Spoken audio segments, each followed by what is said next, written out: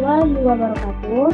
Perkenalkan, nama saya Andini Rahmayanti dari 10 ADP 4 ingin membuat tugas video presentasi dari mata PPKN yang dibimbing oleh Pak Hidayat. Mari disaksikan video presentasi saya, disimak dari awal hingga akhir ya teman-teman, agar kita dapat berbagi ilmu. Halo semuanya, kembali lagi bersama saya Andini Rahmayanti dalam membahas video presentasi dan tugas yang diberikan oleh sekolah. Pertama-tama kita akan menyebutkan judul besarnya dulu ya teman-teman. Judul besar kali ini yang kita bahas adalah Hakikat Bangsa dan Negara, Teori Negara Kebangsaan Pancasila Negara, Fungsi dan Tujuan Negara, Semangat Kebangsaan Bernegara Indonesia, dan yang terakhir nasionalisme. Poin pertama yang kita bahas apa ya teman-teman?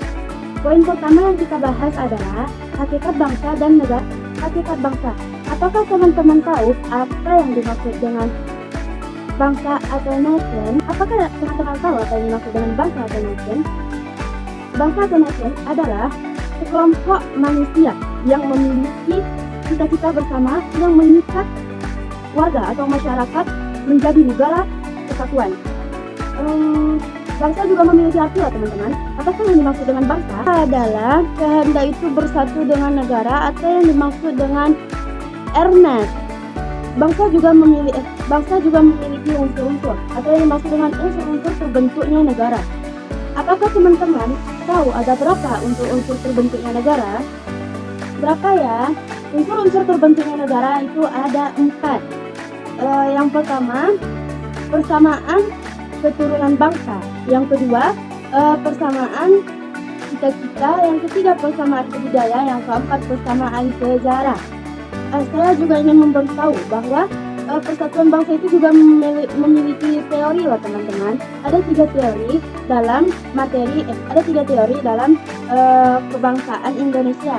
Teori pertama adalah teori Hanscom, teori kedua adalah teori Ernest, dan teori ketiga adalah teori geopolitik Friedreich. Oke, kita akan lanjut ke B, materi teori negara kebangsaan Pancasila. Teori negara kebangsaan Pancasila ada 4.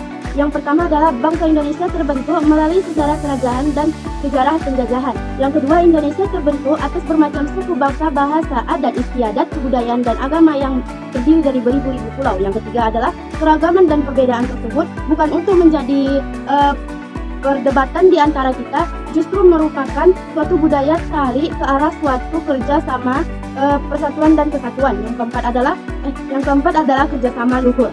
Persatuan dan kesatuan dalam keragaman tersebut kemudian dituangkan dalam suatu asas kerohanian. Kita lanjut lagi ke materi B, atau disebut dengan materi negara.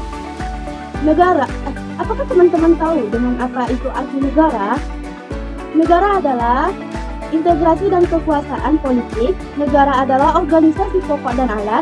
Negara merupakan wadah bersama yang dapat terpenuhnya kebutuhan kita untuk suatu bangsa. Dan yang ketiga, unsur terbentuknya negara. Unsur-unsur terbentuknya negara apa ya teman-teman? Ada yang tahu tidak? Unsur-unsur terbentuknya negara itu ada 3. Yang pertama, rakyat. Yang kedua, wilayah. Yang ketiga, pemerintah. Dan yang keempat, kalau nggak salah, itu diakui ya teman-teman oleh negara lain. Masa negara kita sudah berdiri gitu kan, memiliki beribu pulau, beribu adat istiadat, keistimewaan negara kita, sedangkan negara lain nggak mengakui kalau negara kita tuh ada gitu kan. Nah terus kita akan masuk ke bentuk-bentuk keanekaragaman pemerintah. Keanekaragaman pemerintah itu maksudnya gimana sih teman-teman? Itu mungkin menurut saya kayak negara ini menganut pemerintahan gimana gitu. Nah mari kita masuk. Kalau teman-teman ingin tahu ada berapa saja pemerintahan yang ada di negara ini. Ada 5 pemerintahan yang ada di dunia ini maksudnya teman-teman. Pemerintahan pertama ada aristokrasi, ada timokrasi, ada oligarki, ada demokrasi, dan ada tirani. Apakah teman-teman tahu dari salah satu 5 itu pengertiannya? Kalau teman-teman tidak tahu, disimak ya teman-teman, agar teman-teman bisa tahu apa pengertian dari 5 keanekaragaman pemerintah gitu ya kan teman-teman. Yang pertama, aristokrasi. Aristokrasi adalah pemerintah oleh aristokrat atau cendekiawan dengan pikiran keadilan. Dia lebih mikirkan keadilan gitu, kesatuan, gimana persatuan yang aman untuk negara dia. bukan egois atau memikirkan gimana kepentingan dia dan kepentingan yang akan dipandang orang luar saja. Terus yang kedua ada timokrasi. Timokrasi adalah pemerintah oleh orang yang ingin mencapai kemasyhuran dan kehormatan untuk negara dia. Yang ketiga ada oligarki. Oligarki adalah pemerintah oleh golongan hartawan.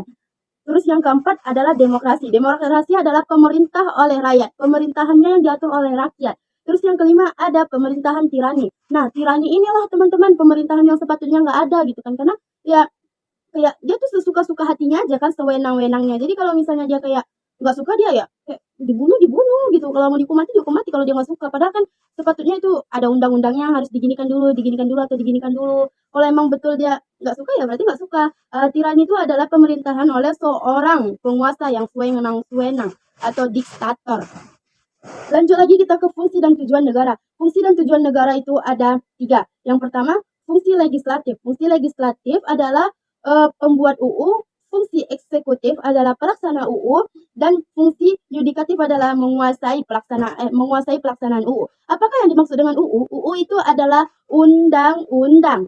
Apakah yang dimaksud dengan legislatif itu? Kenapa dibilang pembuat UU? Karena legislatif itu adalah orang-orang yang membuat undang-undang ini, undang-undang untuk mengatur negara kita agar tetap hidup dengan damai di bawah pengawasan orang yang di atas agar tidak ada yang sewenang-wenang dengan kayak kamu ini gitu kan.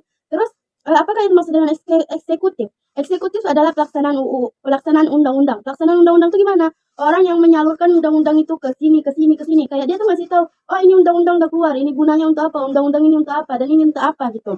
Apa yang dimaksud dengan yudikatif? Yudikatif adalah penguasa pelaksanaan UU. Maksudnya apa? Yudikatif itu kayak dia tuh nanti ngawas gitu, orang yang kayak pengawasan selama pelaksanaan UU ini berjalan. Jadi dia tuh yang ngawas, kayak contohnya tentara, polisi, atau orang-orang yang dipercaya untuk mengawas atau kayak menjaga gitu selama pelaksanaan undang-undang berjalan.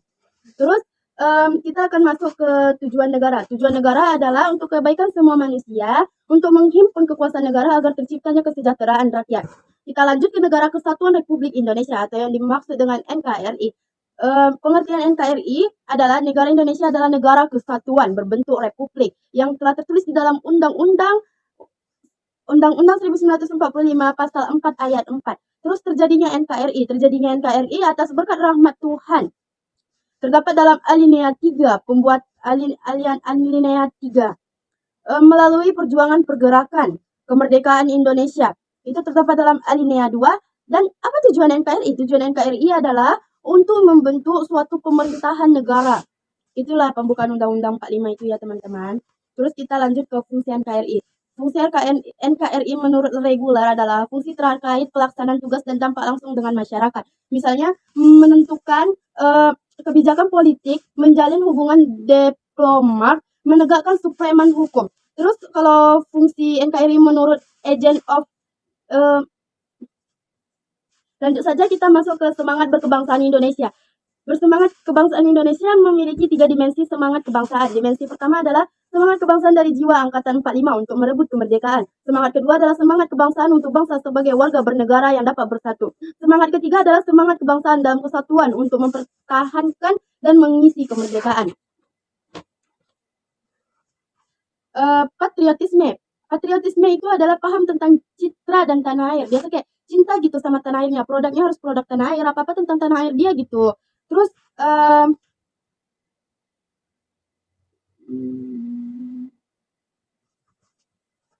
lanjut lagi kita masuk ke nasionalisme. Apakah yang dimaksud dengan nasionalisme? Nasionalisme adalah gimana ya? Nasionalisme ini sebenarnya memiliki 2 pengertian ya teman-teman. Pengertian yang pertamanya itu yaitu adalah paham ajaran untuk mencintai bangsa dan negara sendiri. Kayak dia tuh membeli produk dari Indonesia, barang-barang dari Indonesia, apa-apa tentang negara dia sendiri saking cintanya dia dengan negaranya sendiri.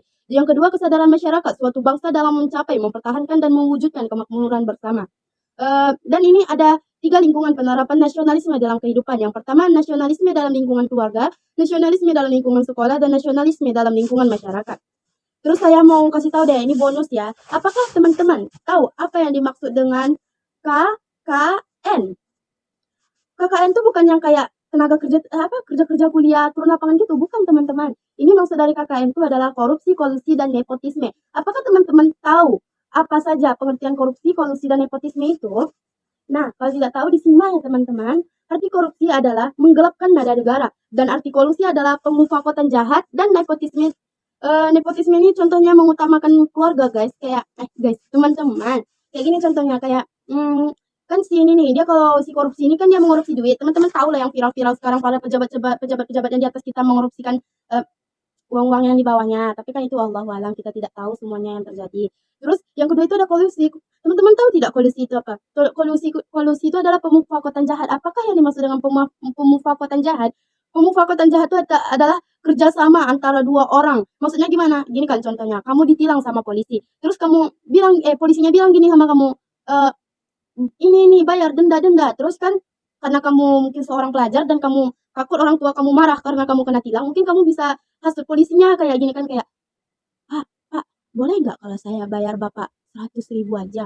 Terus polisinya ini malah bilang ini, lah 100.000? Enggak lah dek, 300 lah gitu kan. Terus ininya ini bilang, lah 300 saya nggak ada Pak, saya masih pelajar, sayanya ada 100 cuman, tapi tolong lah Pak lepasin saya ya gitu kan. Terus polisinya ini kayak, boleh lah 100 tuh penting lah bisa untuk beli rokok mana tahu dia kan atau untuk makan siang dia nanti kan mau tahu kantong dia udah tipis gitu kan. Terus itu kan udah termasuk kayak pemufakatan antara dua orang yang sama-sama kayak si ini dia udah kayak nggak melaksanakan peraturan negara dia untuk membayar pajak kalau udah melanggar. Terus si polisi ini udah termasuk korupsi kayak karena duitnya tuh nggak bakal nyampe ke pusat gitu, bakal masuk ke kantong dia. Dan nepotisme adalah orang paling banyak sekarang di negara Indonesia. Itu kayak dia tuh lebih mirip keluarga dia sendiri gitu untuk masuk ke apa namanya sekolah atau kayak misalnya gini lah, dia nih bos di PT perusahaan atau kayak kantoran gitulah kan. Terus dia nih punya saudara dia nih agak lumayan di bawah rata-rata lah IQ-nya. Sedangkan ada orang agak berkurang mampu tapi dengan IQ yang tinggi mendaftarkan. Dengan ketidakbijakannya dia malah memilih saudara dia sendiri lah ketimbang si ini yang lebih tinggi rata-ratanya. Kenapa? Ya karena itu inilah pengaruh nepotisme yang banyak di Indonesia ini. Karena ya kayak, kamu saudara saya, gampang sama kakak saya kalau mau masuk di sini gitu. Sedangkan yang rata-rata yang pintar nih kayak langsung kamu nggak diterima, kamu ini kamu salah, kamu sama lah. Padahal sebenarnya dia kena ngebela ini dia masuk ini si saudara dia masuk. Mungkin itu saja yang dapat saya jelaskan dalam presentasi saya kali ini. Apabila ada kurang dan salah, saya mohon minta maaf karena saya seorang pelajar bukan seorang guru yang sudah pintar untuk menjelaskan. Saya akhiri. Wabillahi taufiq wa hidayah. Wassalamualaikum warahmatullahi wabarakatuh.